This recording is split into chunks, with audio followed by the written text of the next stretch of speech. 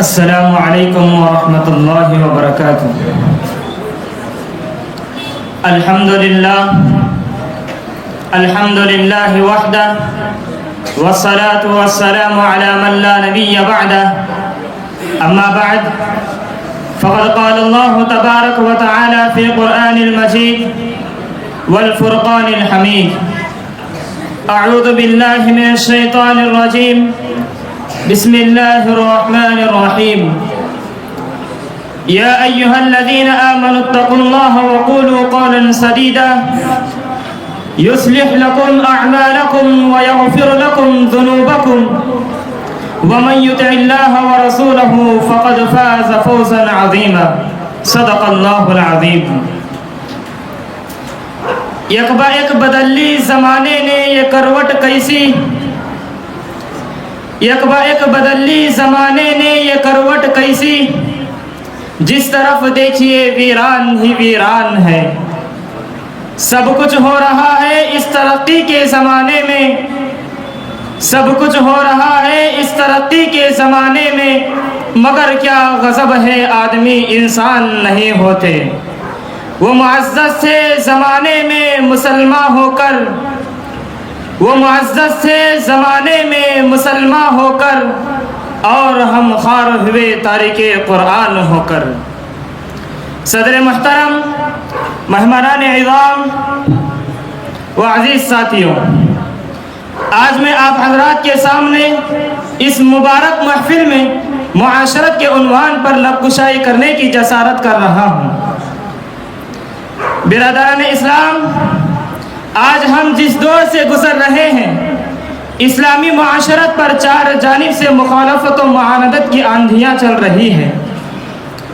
مغربی تہذیب کی سیاہ گھٹاؤں کے ذریعے اسلامی معاشرہ تہذیب و تمدن کو خراب کرنے کی کوشش کی جا رہی ہے۔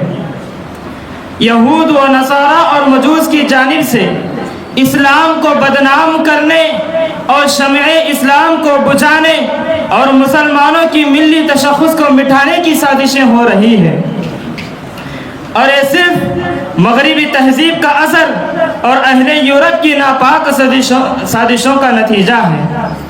اور ہر طرف یہ صدا بلند کی جا رہی ہے کہ مسلمان حیران و پریشان نظر آ رہا ہے، بدحالی و زبوحالی کا شکار ہے، مسلمانوں کو تباہ و برباد کیا جا رہا ہے، مسلمانوں پر ظلم و زیادتی کے پہاڑ توڑے جا رہے ہیں۔ اسلامی تہذیب و تمدن کو خود ایک مسلمان برباد کر رہا ہے، حالانکہ تاریخ بتاتی ہے ماضی کے مسلمان ہی نے دنیا کے اکثر حصوں پر حکمرانی کی تھی، بڑے سے بڑے مغرور و متکبر کو تہو بالا کر دیا تھا۔ یہی وہ مسلمان ہیں جنہوں نے عدل و انصاف کا ایک لاجواب اور بے مثال عمل پیش کر کے رکھ دیا تھا۔ یہی وہ مسلمان ہیں جنہوں نے ملک کے گوشے گوشے میں اتحاد و اتفاق، اخوت و بھائی چارگی کا چمن لگایا تھا۔ یہی وہ مسلمان ہیں جنہوں نے صداقت و سچائی کو عملی جامہ پہنایا تھا۔ جہاں ہم تہذیب و تمدن کے پیکر تھے، آج ہم خود دوسروں کی تہذیب کو اپنانے کی کوشش کر رہے ہیں۔ ہمارے گھروں میں مغربی تہذیب کے طور طریقے نظر آ رہے ہیں۔ ہماری تہذیب، ہماری عزت و حرمت ہم سے دور ہو گئی ہے، دوسرے قوموں نے اپنا لیا ہے۔ برادران اسلام،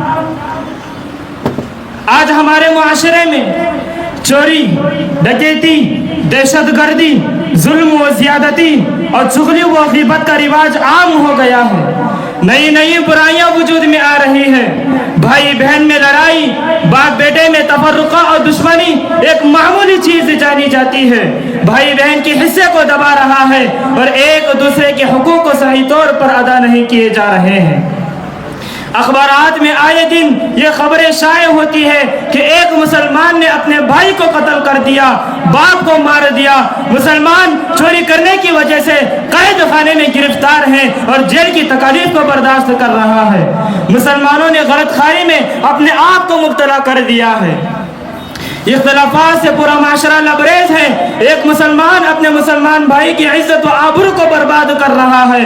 ماں و بہن کی عصمت دری کی جا رہی ہے، ان کی عصمتوں سے کھیلا جا رہا ہے، ان کی عزتوں و حرمت کو داغدار کیا جا رہا ہے۔ لوگوں کے عیوب کو ظاہر کرنے کے لیے مجلسیں سجائی جا رہی ہے اور میٹنگیں کی جا رہی ہے۔ بہت ہی حسرت و افسوس کی بات ہے، عوام تو درکنار، علماء امت جو اپنے آپ کو وارثین انبیاء شمار کرتے ہیں وہ بھی اس ناپاک حرکت میں گرفتار ہے۔